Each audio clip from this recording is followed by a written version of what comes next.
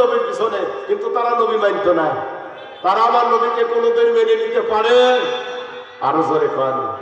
তারা কি পারছে? আমার নবীর সাথে তারা খায়, নবীর সাথে ঘুমায়, নবীর সাথে যুদ্ধে যায়, নবীর সাথে কাবা বাইতুল্লাহ হজ করে, 5 ওয়াক্ত নামাজ নবীর পিছনে আদায় করে, নবীর সাথে তারাবি পড়ে, নবীর সাথে রোজা রাখে, নবীর সাথে হজ করে, নবীর সাথে ইফতার করে।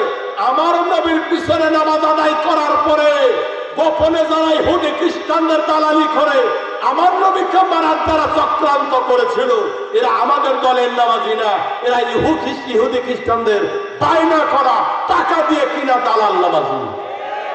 কারবালার ময়দানে নামাজ পড়ে যারা হুসাইনকে জবাই করে হুসাইনের মাথা যারা ইয়াজিদের বাড়িতে জুমা দেয়, এরা আমাদের দলের লোক না, ওরা হুসাইনের লোক না, আখির নবীর উম্মত না, ওরা ইয়াজিদের উম্মত, ওরা ইয়াজিদের নামাজি।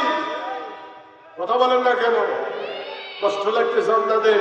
দাওয়াত জীবনে দেন বা না দেন, কামলা যদি ভালো হয় গৃহস্থর অভাব নেই। আমার দেশের এক চাচা ইরির ক্ষেতের আতাল কাটতেছে, বয়স হয়ে গেছে, কুদাল দিয়ে কাটতে কাটতে আর একজনের জমিতে বাঁকা হয়ে 2 হাত কাটি গেলাইছে। কয়া নিজের জমি কাটতে কাটতে কুদাল দিয়ে আর একজনের জমি বাঁকা হয়ে 2 হাত চলে গেছে। সেই চাচা বড় মসজিদে এসে দাঁড়ায়, কয় কি মসজিদের কাতার সোজা কর। তোর চোখ কি খালি মসজিদেই পড়ল? তোর বাড়ির জমি তো নিজের জমি কাটতি, আর একজনের জমিতে 2 হাত পাতা লয়া 2 হাত ঢুকে গেছিস বাঁকা হয়, আমাকে তোর চোখ করলো না। তুই মসজিদের কাতার সোজা করবি রাইছিস, মানুষের আকাল বাঁকা করে। কথা কর না?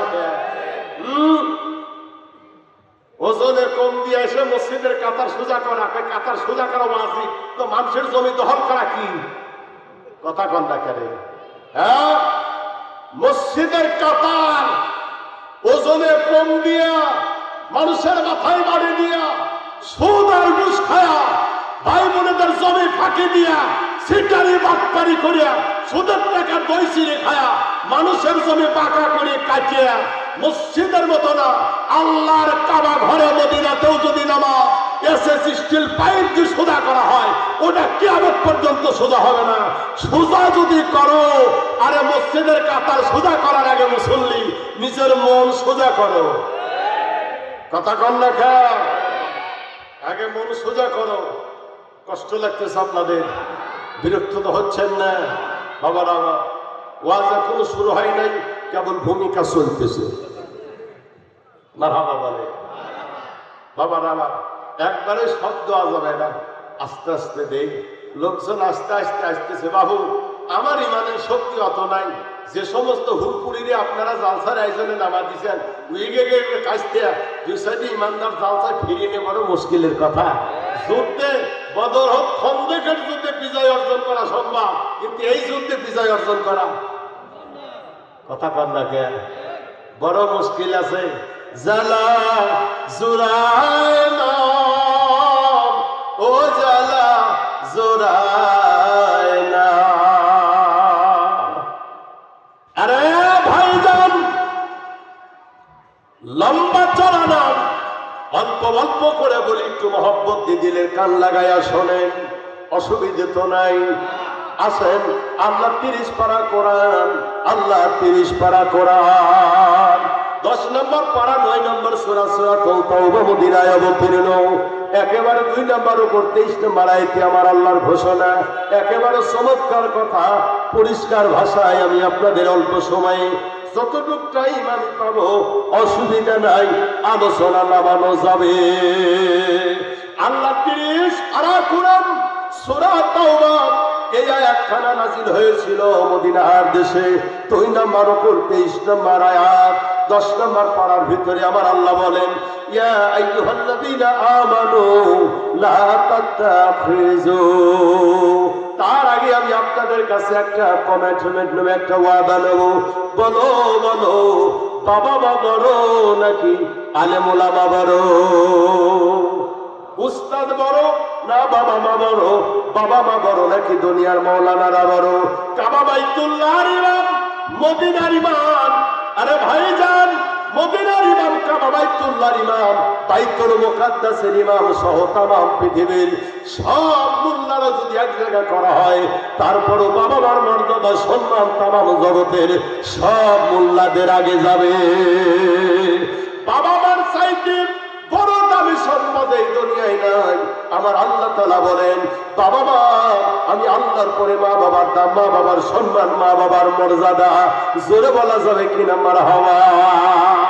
কোন পৃথিবীর মধ্যে আমার জনপুরি পীর সাহেব হুজুর কেবলা একদিন আমারে বললেন, বাংলাদেশ থেকে ওনার আম্মা জান যখন ইন্তিকাল করেন ভারতে, শাহ সুফি ইলিয়াস সিদ্দিকী আল কুরাইশি আওলাদে রাসূল আল কুরাইশি, আল্লাহ ওনার স্ত্রীকে গত বছর আগে ওনাকে দুনিয়া থেকে বিদায় নিল। হুজুর কেবলা বাংলাদেশে এসে বললেন, মা বাবার একটা দোয়ার পাওয়ার আমি নিজের জিন্দেগিতে নিজের চর্ম চোখে এই নিঃস্নয়নে আমার আল্লাহ দেখাইছে। বলেন মারহাবা। তামাম পৃথিবীর মানুষ যদি তোমার জন্য দোয়া করে না, আর মা বাবা যদি ওই ছেলের জন্য যদি বদদোয়া করে, তামাম পৃথিবীর মোল্লারা দোয়া করে লাভ নাই। তামাম পৃথিবীর মানুষের দোয়া বাতিল হয়ে একটা মায়ের হাতের বদদোয়া আল্লাহর দরবারে কবুল হবে।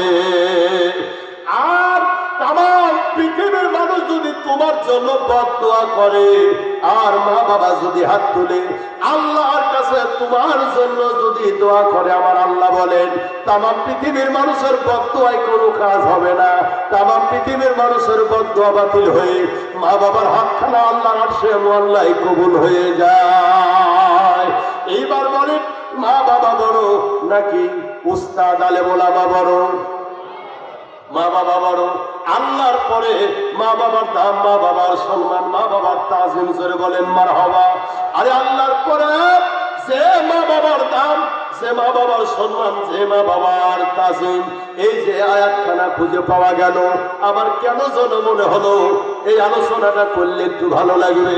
আমার আল্লাহ কয়, আমি আল্লাহ, আল্লাহর পরে যে মা বাবার দাম, মা বাবার সম্মান, আমি ওই আল্লাহ তোমাদের বলে দিলাম, ইয়া আইয়ুহাল্লাযীনা আমানু লা তাত্তাখিযু আবাআকুম, আল্লাহু আকবার বলেন, আবাকুম ওয়া ইখওয়ানাকুম আউলিয়া। আমার আল্লাহ বলেন, আমি আল্লাহর পরে যে মা বাবার দাম, মা বাবার সম্মান, মা বাবার মর্যাদা, আমি ওই আল্লাহ আবার বলে দিলাম, আমি আল্লাহর পরে তোমাদের মা বাবা, তোমার মায়ের পেটের আপন ভাইকে আপন মনে কইরো না, বন্ধু বানায় না। আল্লাহ কোন কি কথা না চমৎকার ভাষায় আমার আল্লাহ বলেন, লা তাত্তাখিযু আবাআকুম, আমি আল্লাহ বলে দিলাম, আবাআকুম তোমার জন্মদাতা মা বাবাকে মানা যাবে না। খবরদার, আমি আল্লাহ বলে দিলাম রে, তোমার মা বাবাকে বন্ধু বানায় না। ওই ইখওয়ানাকুম আউলিয়া, তোমার মায়ের পেটের আপন ভাইকে বন্ধু বানায় না, আপন মনে কইরো না, তাদেরকে আপন মনে করা যাবে না। আল্লাহরে বললাম, আল্লাহ কেন মা বাবাকে মানা যাবে না, কেন নিজের মায়ের পেটের আপন ভাই বোনকে মানা যাবে না? আল্লাহ এই কারণে মা বাবা মানা যাবে না, ভাই বোন মানা যাবে না। ইনিস্তাহাক্কুল কুফরা আলাল ঈমান, যদি তোমার মা বাবা আমার নবীকে না মানে। আরে তোমার মা বাবা আমার নবীর বিরুদ্ধে যদি চলে যায়, তোমার মা বাবা তোমার মায়ের পেটের আপন ভাই যদি আমার নবীর বিরুদ্ধে যদি বর্ণনা দেয়, নবীর বিরুদ্ধে চলে যায়, আমি আল্লাহ বলে দিলাম, লা তাত্তাখিযু আবাআকুম ওয়া ইখওয়ানাকুম আউলিয়া, খবরদার তাদেরকে বন্ধু বানায়ও না, তাদেরকে আপন মনে কইরো না। কেন? যদি তারা আমার নবীকে না মানে। এইবার বলো বলো, বাবা মা বড় নাকি নবী বড়?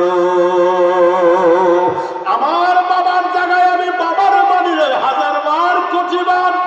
জন্মদাতা বাবা যদি আমার নবীকে না মানে, ওই জন্মদাতা মা বাবাকে মানতে আমি নারাজ। কারণ বাবার চাইতে আমার নবী বড়। আর আমল বড় নাকি ঈমান বড়? ইবাদতের দাম বেশি না আমার নবীর দাম বেশি? আল্লাহর জান্নাতে যাওয়া ভালো কথা, জান্নাতের দাম বেশি না আমার নবীর দাম বেশি? মা বাবা বড় নাকি আমার আল্লাহ কয় নবী বড়? জোরে বলেন না মারহাবা। তাই নাকি যেরকম প্রজেক্টর 12টা লাগাইছেন মহিলারা টিভি টিভি দেখার উঠতেন কথা কন না কেন? হ্যাঁ আসেন একটু মা বোনেরা দক্ষিণ পাশে বইছেন যারা একটু চাপি টাপে বসেন, একেবারে সুন্দরভাবে কথার আওয়াজ যাতে আমাদের বাঁচে না আসে, কথা কন না কেন? চাপে চাপে বসেন। আমার পরেও কামলা দিবে রাইছি, মজুরি যদি কম দেন খাওয়াটা কম দিয়ে না। আমি মালদাপাড়া শাহালম টাহা যখন আইসি হাতের ভিতরে, এই মালের ঘোষণা না দিলেও টাকা ফেরত যাবি না, এগুলো পরে দেবো, কথা কন না। মালদাপাড়া শাহালম মার জন্য 1000 টাকা দিছে, দোয়া মা বাবার জন্য দোয়া চাই ভাইজান, দোয়া খুশি হবে, কারণ রাত এখনো শেষ হইতেছে না, ফজরে আজান পর্যন্ত। আমার দেশের এক লোক নারকেল বেশ করে গেছে, ছোট তো কেউ নেয় না, তো নারকেল এলাকায় বেচার কায়দা আমার কাছে আছে। পাশে এক আমালাও কইতেছে দেখি গেছে তো, জনগণের কইতেছে নারকেল না, নারকেলের খুলি বড় আছে। কই তাই নাকি? যদি খুলি বড় না পান রিটার্ন টাকা দিয়ে, টাকা নারকেল দিয়ে রিটার্ন টাকা দিয়ে যাবেন। লোকজন দুয়ারে নারকেল দিয়ে চলে গেছে। আমার এলাকায় এক কিছু বেশি ফেললাম না, এত বেলা হয়ে গেল। কয় আমার কায়দা দল, আমার এলাকায় আসেন ভাইজান, একেবারে পাকা আম, অসুবিধা নাই, আমের আঠি বড় আছে, কথা কন না কেন? সব জায়গায় কায়দা খাটানো। আমি কয়েকদিন আগে ওই বগুড়ার যমুনা নদীর পার থেকে জালসা করে শহরের দিকে আসতেছি, রাত তখন 12টা বাজে। রাস্তা 3 জায়গা ভুল করেছি, এক জায়গায় এসে 3টে রাস্তা কোনো লোক নাই, জল নাই। বিপদে পড়ি, বললাম যে এখন রাস্তা না চিনে গেলে আজকে সারা রাত বাড়ি যাওয়া হবে না, একটা বাড়িওয়ালারে অন্তত জিজ্ঞাসা করা দরকার। কেবলই বাড়ির কাছে যা গাড়িতে থামাইছি, টিনের বেড়া তো, কেবলই কইছি ভাইজান বাড়ি থেকে বাঁচান নাকি, একটু ওঠেন। ওই লোকটা যে বাড়িওয়ালা ওয়ারেন্টের আসামি তা আমার জানা ছিল না। পুলিশের ভয়তে 1 সপ্তাহ বাড়ি নাই, ওই দিনই বাড়ি আইছি। তা ঘরের বউ কইছে 12টার আগে আইসো না, পুলিশ আনাগোনা করে, 12টার পরে তুমি বাড়িতে আইসো। এই মনে করে লোকটা 1 সপ্তাহ পরে রাত 12টার পরে পুলিশের বাড়িতে বাড়ি এসে কেবলই শুনছে।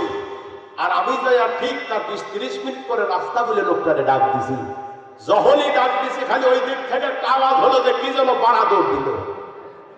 উনি মনে করছে আমার মালাকুল মৌত চলে আইছে। বউ কইছে যা করণে আছে ওই অবস্থায় দৌড় দেওয়ার, পিছনে তাকাবার সময় নেই, কথা কন না। লাস্টে যখন দৌড় দিছে একেবারে মনে হয় বাজি কুচি কিছু বাতায় ছিঁড়েও গেছে। শেষ পর্যন্ত কয়েকটা বাড়িওয়ালা রানা করে বের হয়ে আইছে। আমি বললাম গাড়ির হেডলাইট তাড়াতাড়ি জ্বালা, মোল্লা টুপি দেখলেও তো লাঠির বাড়ি থেকে বাঁচা যাবে।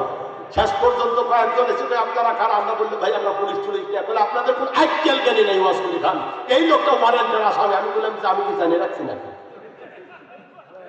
লোকটার বউ এসে বলতেছে আপনাদের মতো সব বলেছে লোক 1 সপ্তাহ পরে স্বামী আমার কাছে এসে কেবলই 12টার পরে শুইছে, বিছানাটা এতদিন ভালো খায়ও নাই, বাতাই বাজে গেঞ্জি ছিঁড়ে গেছে, না জানে আর কি ছিঁড়ছে, আপনারা আমার স্বামী এনে দেন। আমি বললাম আপনার স্বামীকে ফোন করেন, টেলিফোন না মোবাইল দিয়ে নিয়ে যাওয়ার সুযোগ পাই নাই। লোকটা যে ভয় পেয়েছে তাতে মনে হয় যে আজকে 2 সপ্তাহ পরে আর পাবো না, কথা কন্যা করে। মাথার চাইতে চুল যদি বেশি মোটা হয় এটার চিরুনি দেওয়া যায় না। আরে ভাইজান, আল্লাহর হাবিবের ব্যাপারে আবার আল্লাহ বলেন এই পৃথিবীর ভবের দুনিয়ায় মা বাবা বলো যাই বলো না কেন, যদি আমার নবী না মানে তাদেরকে মানা যাবে। আরে মা বাবার চাইতে এই পৃথিবীর ভবের দুনিয়ায় আপনার আগেই বলেছেন কোরআন হাদিসের দলিলে মা বাবা বড় নাকি উস্তাদ আলেম ওলামা বড়?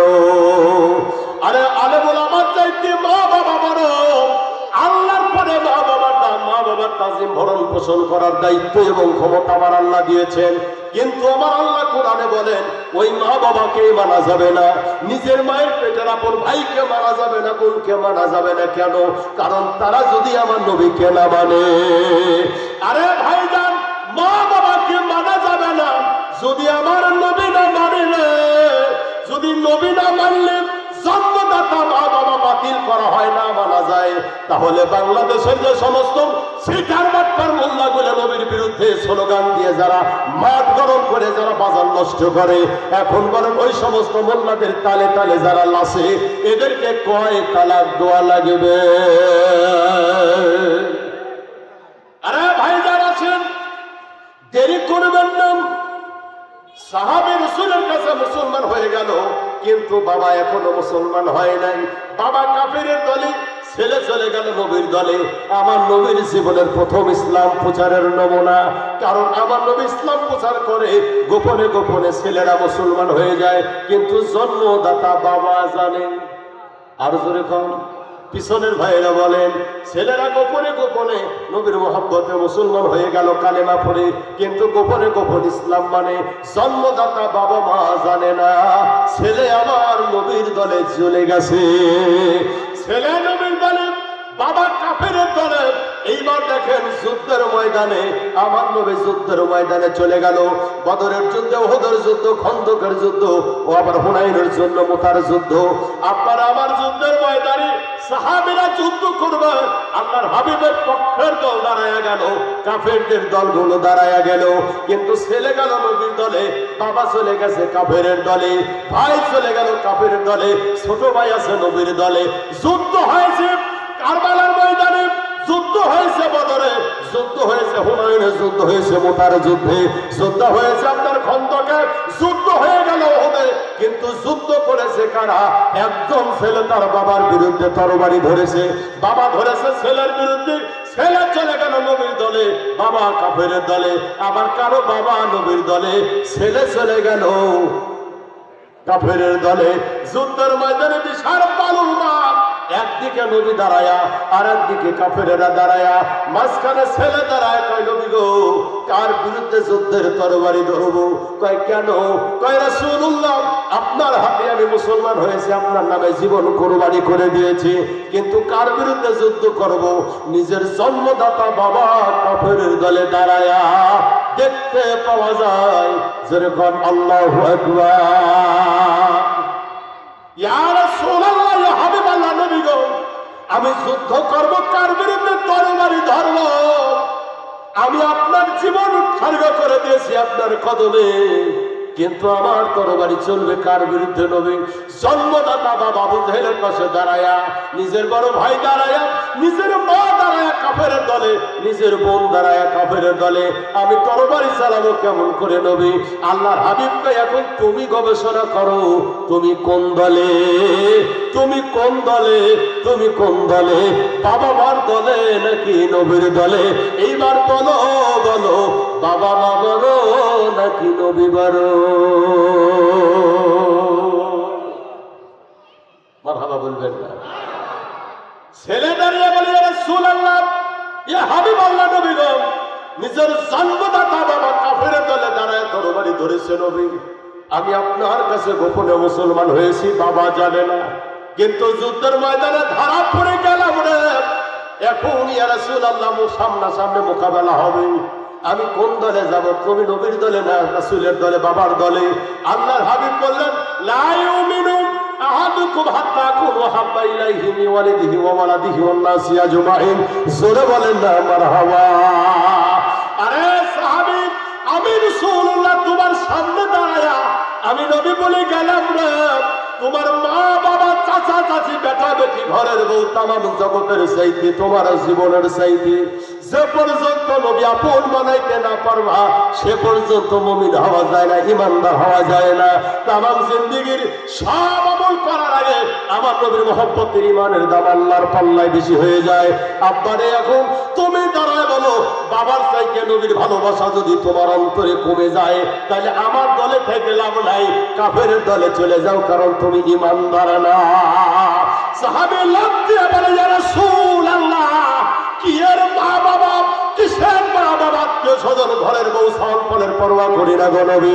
যুদ্ধের ময়দানে জীবন দেব, যৌবন দেব, তামাম পৃথিবীর মানুষকে কতল করবো, জন্মদাতা বাবাও যদি আমার নবীর বিরুদ্ধে তরবারি ধরে। আল্লাহু আকবার বলেন, নারায়ে তাকবীর। ইয়া রাসূলুল্লাহ, অসুবিধা নেই, তামাম জগতের সবার চাইতে আমার জীবনের চাইতে আপনারে বেশি ভালোবাসি। যুদ্ধের ময়দানে আব্বাও যদি সামনে পড়ে গেল, নবী খাতির করবো না, যুদ্ধের ময়দানে চলে গেল। দুই দলের যুদ্ধ হয়, ছেলের সামনে বাবা পড়ে গেছে, বাবার সামনে ছেলে পড়ে গেল, দুইজনের হাতে তরবারি নিয়ে দাঁড়ায়া এইবার ছেলে মারামারি করে তরবারি গুলো চালায়, বাবার গর্দান পর্যন্ত তরবারি চলে গেল। মারহাবা বলে। বাবা ডাকতে বলে কলিজার টুকরা বেটারা, আমি তোমার জন্মদাতা বাবা, যুদ্ধের ময়দানে মোহাম্মদের দলে নাম লেখাইছো ভালো কথা, আমি তোমার জন্মদাতা বাবা বলে যাই না, এই যুদ্ধের ময়দানে বাবার মাথা কাটিও না, আজকের মতো একটু বিদায় করে আমারে পালাবার সুযোগ দিয়ে দাও, আমি তোমার জন্মদাতা বাবা, তোমার কি মায়া লাগে না? যুদ্ধের ময়দানে নিজের বাবারে মাথা কাটিও না, পালিয়ে যাবার সুযোগ করে দাও। এইবার ছেলে দাঁড়ায় কয় আব্বা, আমি তোমার মতো বাবারে বাবার জায়গায় হাজারবার কোটিবার মানি গো আব্বা, কিন্তু আমার নবীর বিরুদ্ধে যারা তরবারি ধরবে, বাবা দেখার কোনো টাইম নাই, বাবা দেখার কোনো সময় নাই। আরে জন্মদাতা বাবা, ভালো করে শোনো, আজকে যুদ্ধের ময়দানে আমার নবীর বিরুদ্ধে যারা তরবারি ধরবে সবাই সমান, সবাই সমান, বাবা বলে পরিচয় দিয়ে লাভ নাই। আজকে যদি তোমারে আমি পালায়া যাওয়ার সুযোগ করে দেই, তাহলে মদিনার কামলিওয়ালার সামনে মুখ দেখাইতে পারবো না। জোরে বলেন না মারহাবা। ওই আমার মনে জল্পনা কল্পনা বাবা, যাবো আমি সোনার মদিনা, বলো যাবো আমি।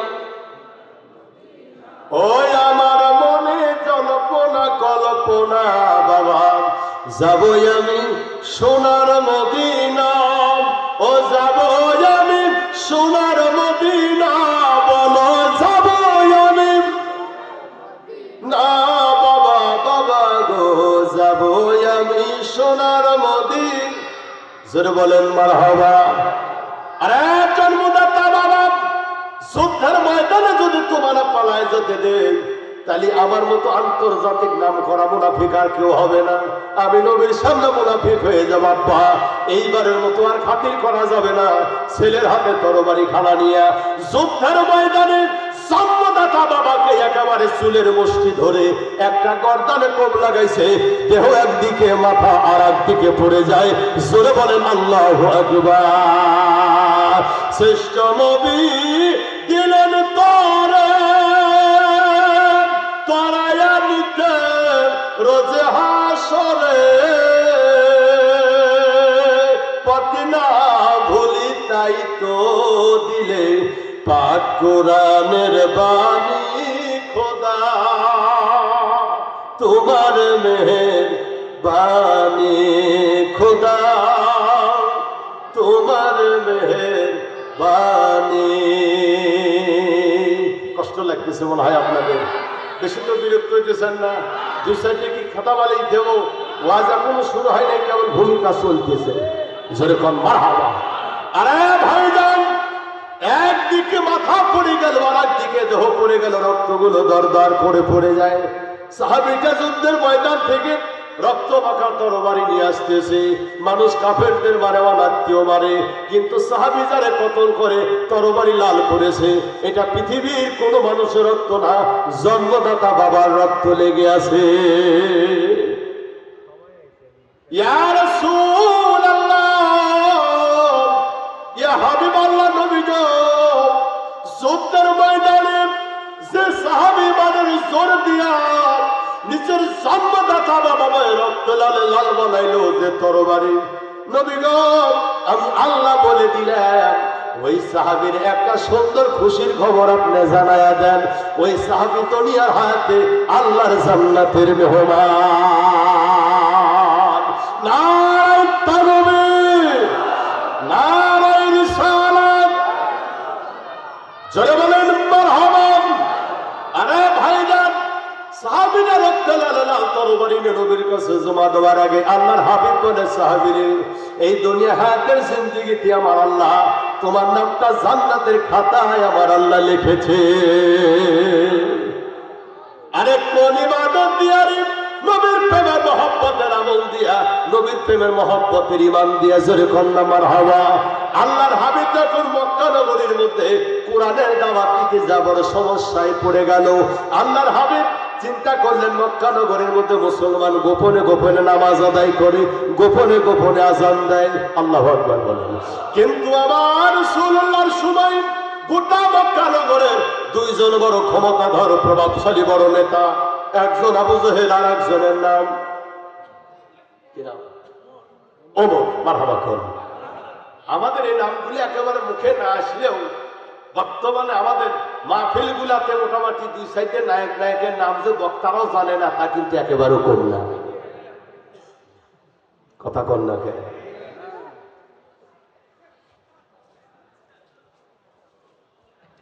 রাস্তাঘাটে মাহফিলের কারণে বহু জায়গায় দেখা যায় 1 কিলোমিটারে তার সাইডে টেবিল ফেলাইছে। আরে এত টেবিল কে মাইক লাগা কয় যে জালসার টাকা কালেকশন করা হচ্ছে। আরে জালসার যে টাকা কালেকশন করা হতেছে, কোন বক্তা কোন বক্তা টাকা না 80,000 টাকা হুজুর একেবারেও আমরা খারাপ দেইনি, 60,000 টাকা 1 মাস আগে পাঠাইছি। আর 20,000 টাকা কবে কই জালসা উঠার আগের দিন কইছে, নাহলে হুজুর আসবে না। ওই জন্যই তো জালসায় যে টেবিল কালেকশন করতেছি। কথা কন না কেন? মসজিদের ইমাম 12 বছর নামাজ পড়ায়, 6 মাস ইমামের ইমাম বলতে ইমামতির টাকা বন্ধ, টাকা বিছানো যায় না। সেই জলসায় বক্তায় 1 লাখ টাকা দিয়ে তার 60,000 টাকা আগে নিয়ে যায়। কথা কন না করে?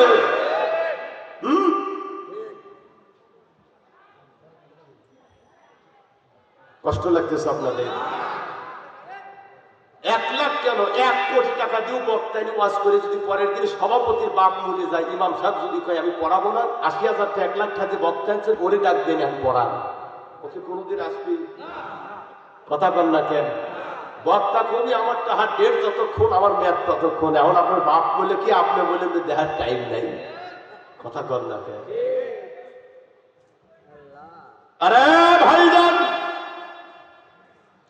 গোটা কাফেরদের মধ্যে গোটা মক্কা নগরীতে আমার রাসূলুল্লাহর সময়ে বড় প্রভাব ছিল 2 জন ব্যক্তির। তার নাম হলো একজন আবু জেহেল আর একজন ওমর। আবু জেহেল বললেন ওমর, মক্কা নগরীর মধ্যে মুহাম্মাদের মাথা যে আমার কাছে এনে দিতে পারবে, একজন পালোয়ান কি মক্কা নগরে পাওয়া যাবে না? আমি 100 লালুর দেব, প্রয়োজনে সুন্দরী রমণীর সাথে তার বিয়ের ব্যবস্থা করে দেব। সর্বপ্রথম আখেরি কামলিওয়ালা নবীর মাথা কাটার বাইনা যার হাতে কন্টাক্ট হয়েছিল, তরবারি নিয়ে দাঁড়িয়ে গেল। তার নাম হলো ওমর, তার নাম হলো ওমর। আবু জেহেল বলে, ওমর আমার বিশ্বাস তুমি পারবা, মক্কা নগরের মধ্যে তোমার মতো সাহসী পালোয়ান আর 2 জনের একজনও পাওয়া যায় না। ওমর শুধু ঘোরাঘুরি করে কোন জায়গায় মোহাম্মদকে পাওয়া যাবে, কতল করে মাথা বাইনা করে ফেলবো। জোরে বলেন নাউযুবিল্লাহ। আল্লাহর হাবিব এইদিকে গোটা মক্কা নগর ইসলাম প্রচার করার জন্য কাফেরদের মধ্যে বড় বড় 2 জন প্রভাবশালী পালোয়ান দাঁড়িয়েছিল, একজন আবু জেহেল আর একজন ওমর। আমার নবী কাবা বাইতুল্লাহ ওই কাবা ঘরের দরজা ধরে আল্লাহর হাবিব 2 হাত তুলে আল্লাহর কাছে দোয়া করলেন, আল্লাহ আমি তোমার মাহবুব, আমি তোমার কামলিওয়ালা। ইয়া রাসূলুল্লাহ, নবী গো হাত উঠিয়েছেন, বলেন আপনার হাতের দোয়া আল্লাহর দরবারে কবুল হবে, অসুবিধা নাই, টেনশন করবেন না। আল্লাহর হাবিব বললেন, মাবুদ এই মক্কা নগরের মধ্যে 2 জন বড় বড় কাফেরদের বড় বড় পালোয়ান নেতা আছে, একজন আবু জেহেল আর একজন ওমর। আমি মদিনার কামলিওয়ালা চাই, 2 জনের যে কোনো একজন যদি আমি নবীর কাছে ইসলাম গ্রহণ করে ইসলামে ঢুকে যায়, গোটা দুনিয়া ইসলামের বিজয় ডঙ্কা বেজে যাবে। আরে আমার বাবু, দয়া করে 2 জনের যে কোনো একজনকে দয়া করে আপনি ইসলামের মধ্যে কবুল করে নেন। আমার আল্লাহ নাই নবী গো হাত 2 খানো আমাদের নবী তুলেছেন, দোয়া কবুল হয়ে গেল নবী। তবে আমি আবু জেহেলকে আপনার দরবারে পাঠাবো না, কারণ একটা বড় পাকা বেদব। আমি ওমরকে আপনার দরবারে কবুল করে নিলাম।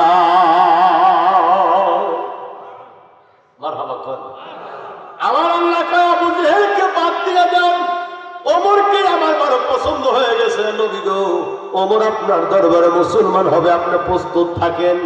আল্লাহর হাবিব বলার খুশির খবরে সাহাবীরা আমার ওমর আমার দরবারে এসে কালিমা গ্রহণ করে নেবেন। আবু বকর, ওমর, উসমান দাঁড়ায় কয়, নবী গো অসম্ভব ব্যাপার, কারণ পৃথিবীর সব যুগে মুসলমান হবে মানা যায়, ওমরের মতো এত বড় রাগান্বিত মানুষ, এক জবানের মানুষ, এর মতো মানুষ মুসলমান হবে মেনে নেওয়ার মতো অসম্ভব ব্যাপার। আল্লাহর হাবিব কয় টেনশন করিও না, ওমর মুসলমান হবে খুব তাড়াতাড়ি। আবু বকর, আলী দাঁড়িয়ে কয়, ইয়া রাসূলুল্লাহ ওমর যদি মুসলমান হয়, নবী গোটা মুসলমানের ঈদের দিন হবে, ঈদের আনন্দ হবে, কারণ ওমরের মতো মানুষ আমাদের বড় প্রয়োজন। আল্লাহু আকবার। কোরআনের ধাক্কা লেগে আর ওমরের মন চলে গেল আমার নবীর দিকে। ওমর এখন নবীর দরবারে দৌড়ায়। হেদায়েতের মালিক মানুষ না, হেদায়েতের মালিক আমার আল্লাহ। জোরে বলেন কে? মারহাবা বলেন। ওখান থেকে চাবি ঘুরে দিয়েছি। ওমরের মন কোরআনে ধাক্কা লেগে নবীর দিকে ঘুরে এসে কি যেন কাজ করে আমি নিজেও জানি না। খালি মদিনা, মদিনার কামলিওয়ালার কথা জপে আমার গলার মধ্যে দড়ি লাগাও আর গরু ছাগলের মতো টেনে টেনে নিয়ে যাও। ওমরে, তোমার মতো সম্মানী মানুষ আমার নবীর দরবারে যাইবা, আল্লাহর হাবিব তোমার জন্য অপেক্ষায় ইন্তজার, কিন্তু গলার মধ্যে দড়ি লাগাবো কেন? ওমর কয়, আমি ভুলি নাই রে আবু বকর, আমি ছিলাম গরু রাখাল, আমি ছিলাম ছাগলের রাখাল, আজ আমি কামলিওয়ালা নবীর দরবারে যাব। আমার চাইতে বড় পশু আর দুনিয়ায় নাই। আমার গলার মধ্যে দড়ি লাগাও, আমার হাওয়া দড়ি দিয়া গরু ছাগলের মতো টেনে টেনে নিয়ে যাও। কারণ আমার গলায় যদি দড়ি দেখে, আমার মতো পশুর গলায় যদি দড়ি দেখে, কামলিওয়ালা নবীর দুয়ার খুলে যাবে। আসলে ওমর আসো আমার নবীর দরবারে। ওমর চলে গেল রাসূলুল্লাহর দরবারে। ওমর যাওয়ার পরে আমার নবীর দুয়ারখানা খুলে গেল, আল্লাহর হাবিব দাঁড়ায়া গেল। ওমর আমার নবীর কদম মুবারক সুমা লাগাবে। আল্লাহর হাবিব কে ওমর, আয় আয়, এই জায়গায় না, তোমার জায়গা রহমাতাল লিল আলামিনের বুকে। আয় রে ওমর আয়। আরে আমার আব্বু, আমি নবীর হাতে কালেমা পড়ো। কালেমা খানা পড়ায়া দিয়া আল্লাহর হাবিবকে কেমন কেমন লাগে বলে, তামাম জগতের শান্তি এখন আমার অন্তরে পাওয়া যায়। ইমানের পাওয়ার আছে না নাই? জোরে বলেন। ইমানের মর্যাদা, ইমানের সম্মান কত রে, কেমন কেমন লাগে রে আব্বু? ওমর কয়, বড় শান্তি লাগে, এত বড় শান্তি দুনিয়ায় কোনোদিন এই বয়সে আমি পাই নাই নবী। আল্লাহর হাবিব বলে, ওমরে কালেমা পড়াই দিলাম, মুসলমান বানাই দিলাম ওমর। ওমর এইবার তরবারি খানা নবীর হাতে দিয়ে কয়, নবী গো, আপনার হাতে তরবারি দিলাম। যে তরবারি নিয়ে বহু বছর আপনারে খুঁজেছি, পাহাড়ে পর্বতে, পাহাড়ের কিনারায়, গাছের কিনারায় কতল করে দেব, ওই তরবারি নবী আপনার হাতে দিয়ে দিলাম। আমি রাসূলুল্লাহর সামনে মাথা নত করে দিলাম। আজকে রাসূল নিজ হাতে তরবারি দিয়া আমার মতো পশুটারে জবাই করে দেন। নারায়ে তাকবীর। আপনি আমারে কুরবানি করে দেন নবী আল্লাহ। আল্লাহর হাবিবের হাতে তরবারি ওমর মাথা নত করে দিলে, কুরবানি করে দেওয়া মানে ইসলামের তলে কুরবানি করেন। আল্লাহর হাবিব বলে, বললেন না না, যে তরবারি আমার মাথা কাটার জন্য বাইনা করেছিলে, আজকে তোমার তরবারি তোমার হাতে দিয়ে দিলাম গো ওমর। এই তরবারি খানা নিয়ে চলে যাও। আজ ইসলামের পক্ষে তরবারি বাইনা করা হলো। এই তরবারি কাজ করবে ইসলামের বিপক্ষে যারা, তাদের বিপক্ষে তরবারি চালাও। তোমার তরবারি ইসলামের তরবারি, জান্নাতি তরবারি, ন্যায়ের তরবারি। জোরে বলেন না মারহাবা। এইবার ওমর বলে, রাসূলুল্লাহ আসেন, এইবার মক্কা নগরের কাবা চত্বরে চলে যাবা, আজান হবে একেবারে দুনিয়ার মানুষকে জানায়া। আজকে থেকে আজান গোপনে গোপনে না, আজ থেকে আজান আর নামাজ গোপনে না, দেখায়া দেখা করবো তামাম দুনিয়ার। কিন্তু যারা আমার নবীরে বাধা দিবে গো নবী, যারা নামাজ বাধা দিবে, আজান যারা বাধা দিবে, আমি ওমর তামাম জগৎ কাফেরদের সামনে তরবারি নিয়ে দাঁড়াবো। আল্লাহর হাবিব কয়, ওমর রে, এই জন্য মক্কার কাবা ঘরের দুয়ারে আমি তোমার জন্য দোয়া করেছিলাম। আল্লাহু আকবার বলেন, আরো জোরে বলেন মারহাবা। আরেকটা বার বলেন না মারহাবা। আল্লাহর নবী, নূরের নবী, যাহার নাই কো তুলনা, নূরে ঝলমল করে সোনার মদিনা। মারহাবা কোন? আল্লাহর নবী, নূরের নবী, যাহার নাই কো তুলনা, নূরে ঝলমল করে সোনার মদিনা। বলো, নূরে ঝলমল করে সোনার মদিনা। মারহাবা কোন? হাজী বাইরাম যাই মদিনা,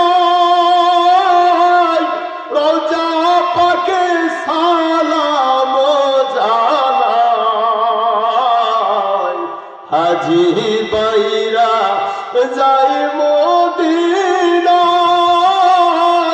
রওজা পাকে সালাম জানাই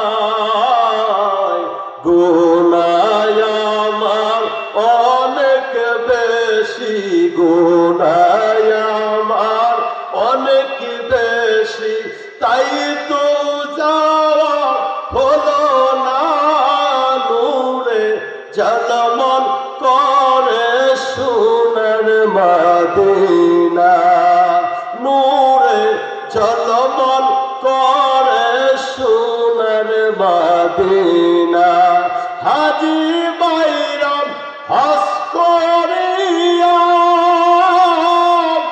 দেশে এসে কই কান্দিয়া রে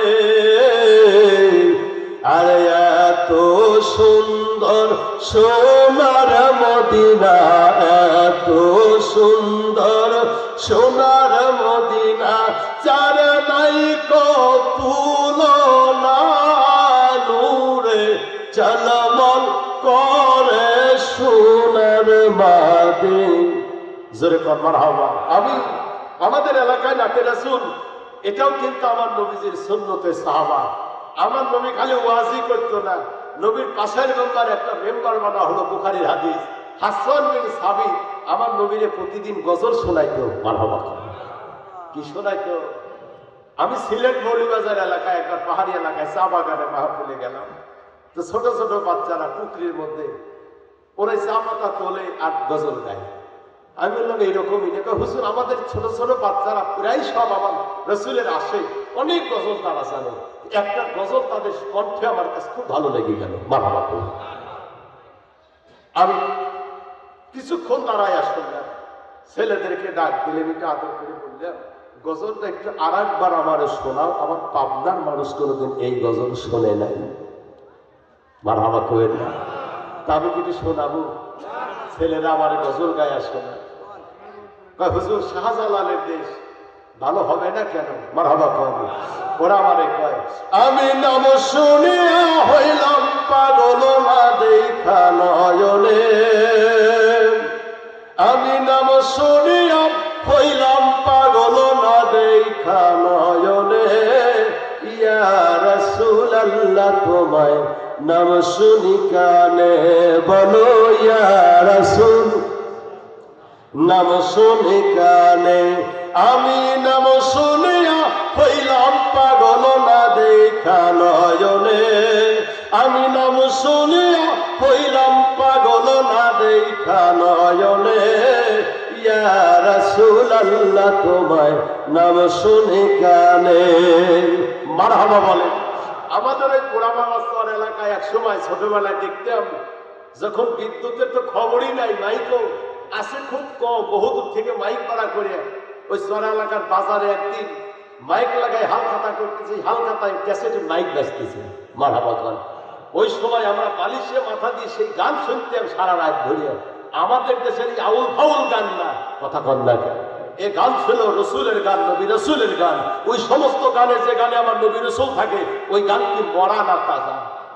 এখনো সেই গান ওয়াজে বাজে, কণ্ঠে বাজে, মসজিদে বাজে, জালসায় বাজে। মারহাবা বলে। আমরা গান শুনতাম সেই ছোটবেলায়, মাইকের আগায় মাইক বাজায়া সেই গান বাজাইতো আল্লাহর কণ্ঠে রাসূলের গান। গান দেখো মানুষের অন্তরে দোলা লাগতো। আমার নামের দুটি বাতি দিও নবীর রওজায়, মনে বড় আশা ছিল যাব মদিনায়, বলো মনে বড় আশা ছিল যাব মা, সালাম আমি করব গিয়া নবীজির রওজায়, মনে বড় আশা ছিল। জোরে কন্যা মারহাবা। ছোটবেলায় আমরা এই মহরম মাসের হাসান হুসাইনের চাইল উঠতাম, সিন্নির চাইল মহরম মাসের চাইল। ছোটবেলায় বাচ্চারা 12-13 জন এক জায়গা হয়ে বেতের ডালা মাথায় দিয়ে লাঠির আগায় পতাকা বাইন্দে বাড়ি বাড়ি যেতে আমার গজল গাইতাম, আয়ব নবীর গজল, মা ফাতেমার গজল, কথা কন না কেন? মা বোনেরা তখন এই গুড়ের চাল, সিনের চাল, কাউনের চাল, ধানের চাল খুবই কম, এই সমস্ত দিত। বর্তমানে আমাদের দেশের এক সিটারা বানাইছে, মোহরমের সিন্নির চাল তোলা বেদাত, এই চাল বাড়ি বাড়ি তোলা যাবে না। কোন চাল তোলা যাবে? মাদ্রাসা বানাইছে তিনখানে, এদের মতো সাওয়ান পালের হাতে বস্তা নামাইয়া দেন, ওই জায়গা দোয়া যায়। আর হুসাইনের নামে দোয়া না যায়, কথা কন। ওটা বানাইছে বেদাত। আর তারা যে পাইকির দলে বাড়ি বাড়ি যা চামড়া তুলতেছে, বাঁশ তুলতেছে, পেঁয়াজ তুলতেছে, কথা কন না কেন? এগুলো এখন প্রাইজ বানা ভালাইছে, আর ওগুলো কি বেদাত বানা ভালাইছে।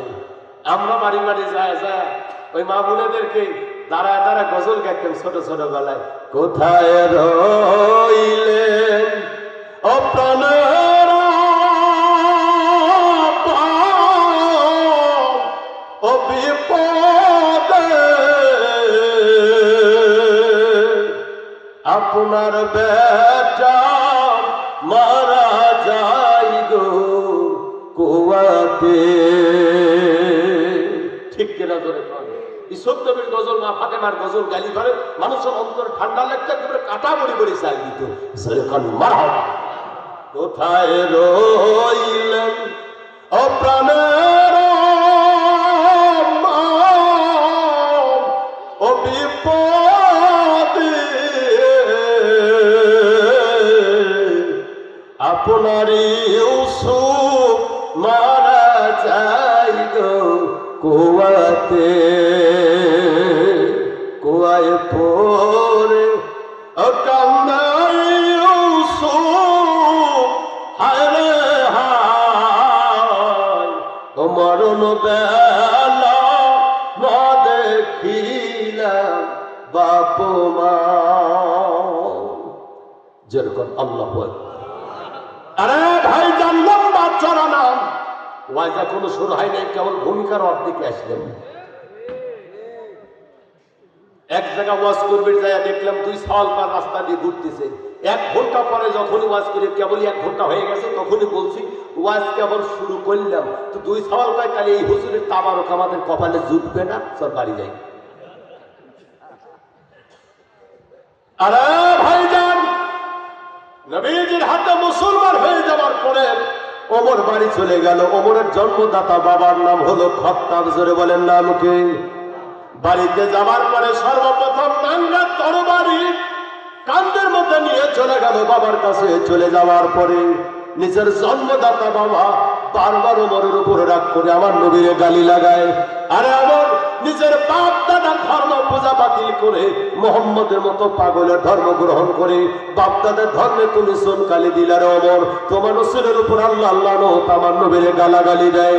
ওমর দাঁড়িয়ে কয়, জন্মদাতা বাবা, আমার বাবারে তোমার মতো বাবার জায়গায় 1000 বার তোমারে আমি বাবা মানি, কিন্তু যত পারো আমারে মারো, যত পারে আমারে গালি দাও, তবে জন্মদাতা বাবারে কামলিওয়ালা নবীর যদি আর একবার গালি দাও, আজকের তরবারি দিয়ে তোমার মাথা আলাদা হয়ে যাবে। আমি ওমর বলে যাই না, জন্মদাতা বাবা ওমরের বাবা খাত্তাব বারবার আমার নবীরে যখন গালি দেয়, ওমরের সহ্য হয় নাই। একটা তরবারি নিয়ে ওমরের জন্মদাতা বাবার গর্দানটা যখন একেবারে আলাদা করে দিল, একদিকে ওমরের বাবার মাথা আর একদিকে দেহ পড়ে যাওয়ার পরে রক্তগুলো দরদরাইয়া পড়ে যায়। আল্লাহর হাবিবের দুয়ারে রক্ত মাখা তরবারি ওমর দৌড় দিয়েছেন। আল্লাহ তাআলা বলে, ইয়া রাসূলুল্লাহ, ইমানের পরীক্ষায় আমার ওমর সর্বপ্রথম এ প্লাস গোল্ডেন, এর উপরও যা আছে সবই পেয়ে গেল। আল্লাহ তাআলা বলে, আল্লাহর হাবিবের দুয়ারে দৌড়াও, আমি তোমার জন্য একটা ডিগ্রি নাজিল করে দিলাম ওমর। আজকে ইমানের পরীক্ষায় জন্মদাতা বাবার মাথা আলাদা করে নবীর দরবারে দৌড়াও। আল্লাহর হাবিব কয়, ওমর রে, তোমার কাজে খুশি হয়ে আমার আল্লাহ তোমার নামে একটা ডিগ্রি নাজিল করেছে। বলে, কিসের ডিগ্রি? কয়, আমার আল্লাহ দুনিয়ায় 10 জন মানুষের জান্নাতের সার্টিফিকেট পাঠায়া দিয়েছে, তার মধ্যে 2 নম্বরে আমার ওমরের নাম বড় করে লেখা।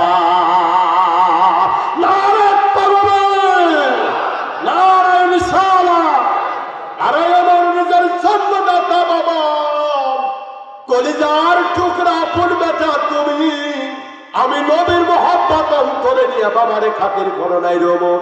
যদি কেউ আমার নবীরে গালি দেয় সঙ্গে সঙ্গে কতল করো। বুখারীর হাদিসের মধ্যে সে গেল ওমরে নিজের জন্মদাতা বাবারে জবাই করেছো, আবার আল্লাহ তোমার 2 নম্বরের নাম জান্নাতের খাতায় লিখে দিল মরার আগে। জোরে বলবেন কি নাম? মারহাবা। কষ্ট লাগতেছে? আমি সামনে জায়গা তো আছে, আর কাছের নদী পর্যন্ত ঠেকু। মারহাবা কর। আচ্ছা বলেন তো, আমার সভাপতি সাহেবের একটা সম্মান আছে না নাই? এত বড় জান্নাতুল মাহফিলের সভাপতি, এবার বলেন আমরা কি সেই নবীর দলে এখন আছি নাকি দল পাল্টাইছি? 2-4 জন মনে হয় দল বদল করছেন। আচ্ছা কারা কারা নবীর দলে, কারা আবু জাহেলের দলে? যারা নবীর দলে অনুরোধ করবে, একটু কষ্ট দেবো, একেবারে আধা কেজি 250 গ্রাম করে একটু সামনের দিকে আসে। যারা আবু জাহেলের দলের লোক তারা না আসলেও চলবে, নবীর দলের লোক যেগুলো ওইগুলো আসেন। দেখলেই নড়াচড়া করলেই বোঝা যাবে এগুলো নবীর দল, আর যেগুলো নড়াচড়া করবে না বসবো বলে ওই দলের লোক। আসেন তো দেখি। লা ইলাহা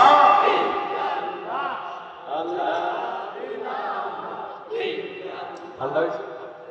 লা ইলাহা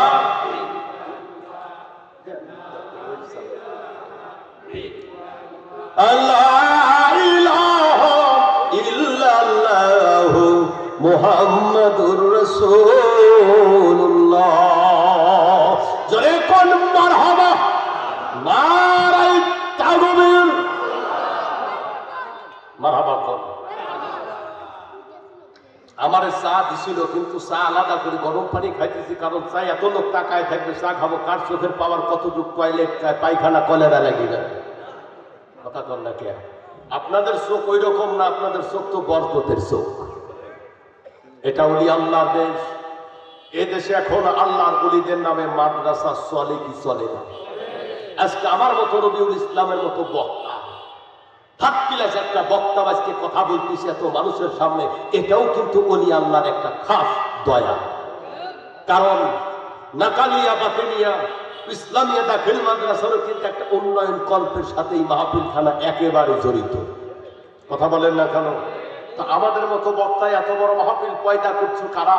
আল্লাহ ওলিরা যে সমস্ত মাহফিল করে গেছেন, যে সমস্ত দরবার করেছে, মাদ্রাসা করছে, তাদের বরকত চলে গেছে, কত আগেই মারা গেছে, কিন্তু তাদের হাতের বরকত এখনো আছে। ফল আমরা খাইতেছি।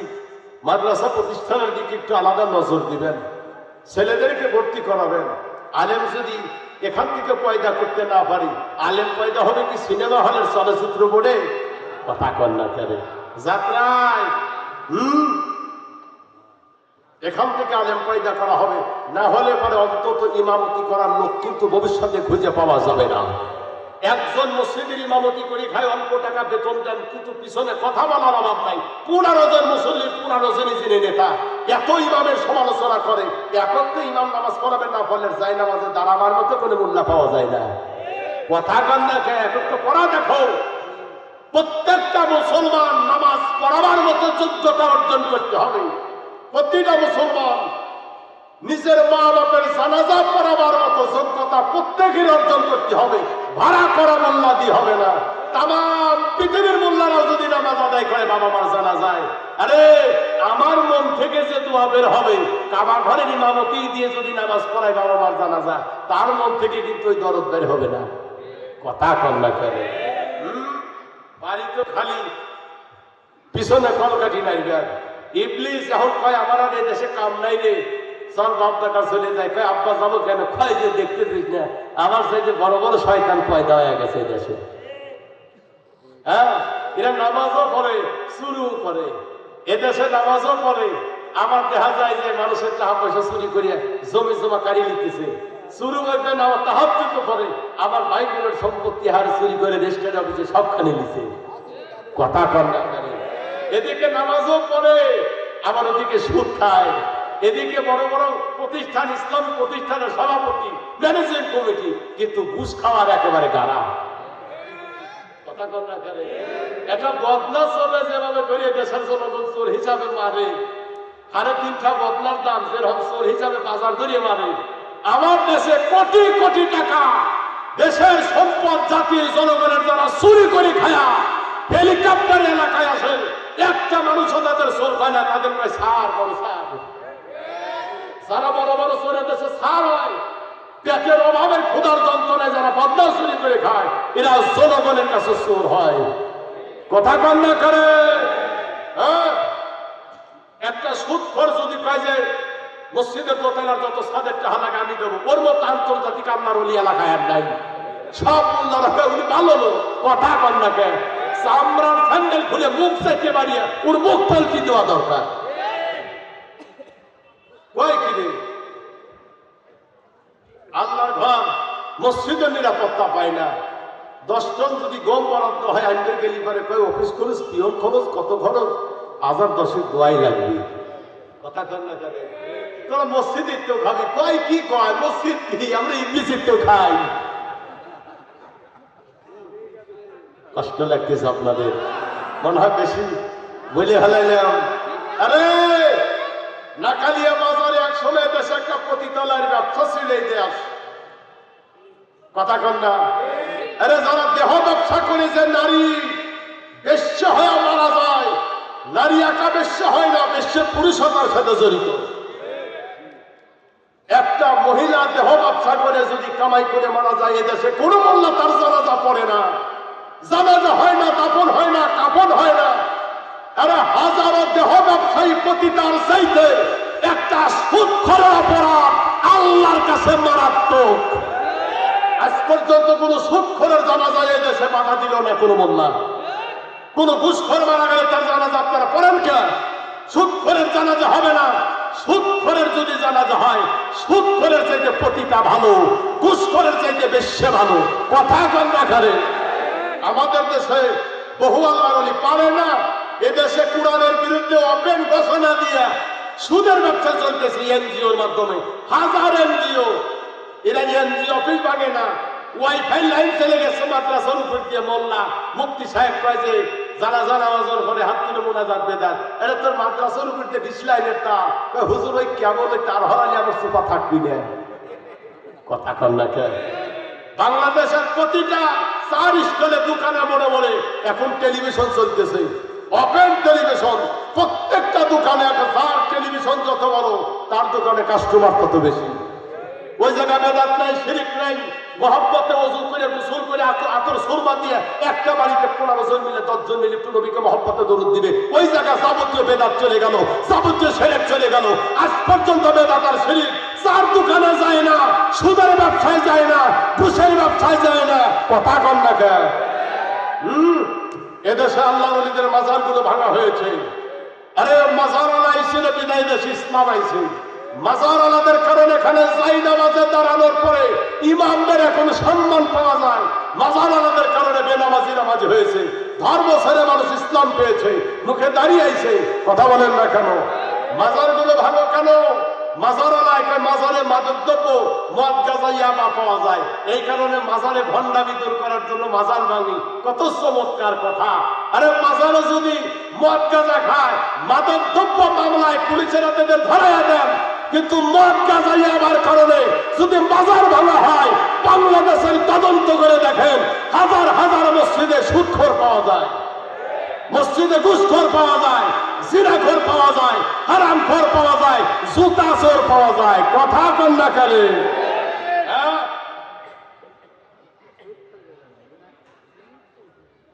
ওই যে আমার ইমাম সাহেবের 700 হাজারের জুতো মসজিদে চুরি করে নিয়ে গেছে। আমি আতাইকুল্লা কারি আহমদুল্লাহ হুজুরের ওখানে গেছিলাম একবার মাসিক মাহফিলে গত মাসের আগে। আমি জুতে জোড়া দেখলাম, লোকজনে হারে মোনাজাতের পরে তাবার উঠিয়ে সবাই চলে গেল। হুজুর আমারে বললে যে একটু দেখা করে যাও। সবাই যাওয়ার পরে কেবলই জুতা জোড়া একেবারে পজিশন মতো নিয়ে আমি হুজুরের কাছে গেছি। সর্বোচ্চ 5 মিনিট কথা আসার পরে দেখি যে আমার চশমা নাই। সবাই চলে গেছে কিন্তু ও যায় নাই। ও বলে আমি ধান যখন মাটি পারলাম না, যে কটা মারছি শেষ পর্যন্ত আমি নিয়েই ছাড়বো। কথা কন না কেন? জুতে চোরের তো ধর্ম নাই, জুতে চোরের তার খানকা নাই, জুতি নিয়ে চলে গেছে। বাবার আমার এদেশে ইসলাম কায়েম করব, কোরআনের রাজ কায়েম হবে। আগে ওমরের মতো একটা কেশিয়ার বানা দেখান, ওমরের মতো একটা ন্যায় বিচারক বানান, ওমরের মতো সভাপতি বানান, ওমরের মতো সেক্রেটারি বানান, ওমরের মতো হক বাতিলের ন্যায় বিচারক নির্ণয়কারী একজন বিচারক এদেশে পয়দা করেন। কথা কন না কেন? আপনি যদি যায়া শিয়ালের কাছে যে পরামর্শ নেন যে শিয়াল যাহা বল আমার মুরগিগুলি কেবল করে পালন করবে, একটু পরামর্শ দেন। শিয়াল একেবারে যথাযথ পরামর্শ দিয়ে সাহায্য সহযোগিতা আমাদের করবে। কথা কন না কেন? আল্লাহ ওলিদের মাজার এগুলো ভণ্ডামি মুক্ত করেন, তবে মাজার ভাঙে না। আরে মাজার আছে ইমাম বুখারীর, মাজার আছে খাজা গরিবে নওয়াজের, মাজার আছে কারামাত আলী জনপুরের। যাদের দাপটে দেশে ইসলাম পয়দা হয়েছে, তাম পৃথিবীতে ইসলামের আমানত আল্লাহর ওলিদের কাছে নিরাপদ। ঠিক কিনা জোরে বলেন? বাবার আমার, এই বাংলাদেশে গরু কোরবানি করা হলে গরু অপরাধে জবাই করা অপরাধে হিন্দু পিয়াদা মুসলিম নাসিরদের ধরে নিয়ে মুসলমানকে গরুর বদলে হিন্দু মন্দিরে জবাই করে দিত। এটা সেই বাংলাদেশ। কথা কন না কেন? মুসলমানরা কোনোদিন নতুন জুতা পরিয়া হিন্দুদের বাড়ির সামনে দিয়ে যাইতে পারে নাই, নতুন জামা পরে যাইতে পারে নাই। যদি কোনো সময় কোনো মুসলমানের ছেলেকে মুসলমানি দেওয়া লাগে, মানে খাতনা, গোপনে হাজামের সাথে কন্ট্যাক্ট করা লাগতো। কথা কন না কেন? সেই বাংলাদেশ আজকে লক্ষ কোটি কোটি গরু জবাই হয়, কোনো বাধা নাই, মামলা নাই, কোনো মুসলমান জবাই হয় না, কারণ এটা ওলি আল্লাহর অবদান। আজও বাংলাদেশে ওলি আল্লাহর নামে বাংলাদেশের আন্তর্জাতিক এয়ারপোর্ট শাহজালালের নামে, চট্টগ্রামের বিমানবন্দর আল্লাহর ওলি শাহ মানব ছাড়া নামে, এই বাংলাদেশের রাজশাহী বিমানবন্দর আল্লাহর ওলি শাহ মকদুমের নামে, শাহজালাল, শাহপরান, শাহ মকদুম, শাহ আলী, শাহ মানব, মহসিন আউলিয়া, খান জাহান আলী, শাহ সুলতান, কারামাত আলী জনপুরি, ফুরফুরান মুজাদ্দেদে জামানের কারণে এদেশের ইসলাম এসেছে। লক্ষ লক্ষ মাদ্রাসা, লক্ষ লক্ষ মসজিদ, খানকা দরবার, আজকে হাজারো হাজারো লক্ষ লক্ষ আলেমের রিজিকের দরজা খুলে গেল। ঠিক কিনা জোরে বলেন? এদেশে বলি আল্লাহর নামে রাষ্ট্র ফেরি আছে না নাই? শাহজালাল ফেরি, শাহপরান ফেরি, এনায়েতপুরি ফেরি, কারামাতের জনপুরি ফেরি, শাহ মানব ফেরি। কথা কন না? ওলি আল্লাহর নামে দেশে নদী বন্দর, ওলি আল্লাহদের নামে দেশে বিমানবন্দর, ওলি আল্লাহর দেশের নামে স্কুল কলেজ প্রতিষ্ঠান, খানকা মাদ্রাসা, ওলি আল্লাহর নামে দেশের কত মাহফিল হয়, ওলি আল্লাহদের নাম তালিকা পাঠ্যপুস্তকে অন্তর্ভুক্ত করা হয়েছে। আজকে যারা ওলি আল্লাহ মানে না, এদের তদন্ত করে দেখেন, ওদের নামে দেশে একটা পায়খানা পাওয়া যাবে না। কথা কম না কেন? কষ্ট লাগতেছে আপনাদের? আসলে একটু মহব্বতে দূরে ছড়িয়ে পড়ি। আল্লাহুম্মা